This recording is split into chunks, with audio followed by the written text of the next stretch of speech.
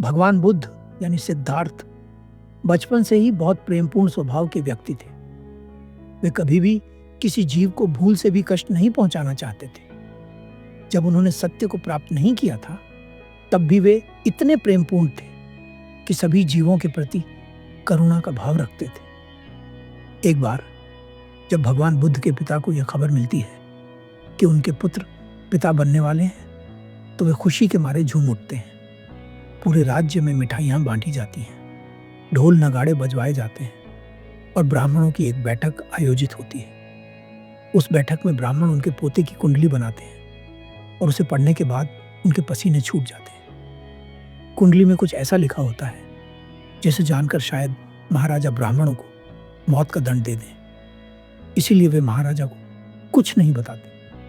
वे उन्हें केवल यह कहते हैं कि आपके पोते के जन्म से राज्य पर शुभ समय शुरू होगा। महाराजा बहुत खुश हो जाते हैं और ब्राह्मणों को इनाम देते हैं, लेकिन यह बात छुपाने योग्य नहीं थी। इसलिए एक ब्राह्मण सिद्धार्थ की मां को यह बता देते हैं कि यदि सिद्धार्थ के पुत्र का जन्म होता है तो सिद्धार्थ जीवित नहीं बचेंगे। सिद्धार्थ के पिता यह सुनकर बेहद चिंतित हो जाते हैं। उनकी मां भी बहुत परेशान हो जाती है और ब्राह्मण से पूछती हैं, क्या इसका कोई उपाय है? ब्राह्मण कहते हैं कि इस समस्या का समाधान कठोर तपस्या से हो सकता है। यदि सिद्धार्थ और यशोधरा कठोर तपस्या करें तो शायद यह समस्या टल सकती है। सिद्धार्थ और यशोधरा बहुत कठोर तपस्या करते हैं, फिर भी इसका कोई फायदा नहीं होता। अंततः तय होता है कि सिद्धार्थ को अपने प्राण बचाने के लिए बलि देनी होगी। इस बात पर गहन विचार करने के बाद तय किया जाता है कि सिद्धार्थ स्वयं अपने हाथों से बलि दें। उन्हें बलिगृह में ले जाया जाता है। सिद्धार्थ वहां जाते हैं, लेकिन उनके हृदय में पीड़ा और करुणा का सागर उमड़ पड़ता है। ब्राह्मण उनसे कहते हैं, सिद्धार्थ, इस कटारी को अपने हाथों में लीजिए और बलि को अंजाम दीजिए। सिद्धार्थ कटारी को उठाते हैं और उसकी रस्सी काट देते हैं। वे बलि पर प्रहार नहीं करते।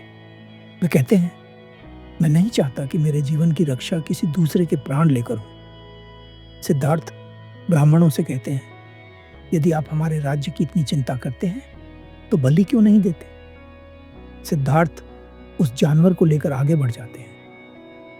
ब्राह्मण कहते हैं, सिद्धार्थ, आप गलत कर रहे हैं। सिद्धार्थ जवाब देते हैं, यदि मेरे जीवन की रक्षा किसी की जान लेने से होती है तो मैं ऐसा जीवन नहीं चाहता। मुझे विश्वास नहीं है कि ऐसा करने से किसी का भला होगा।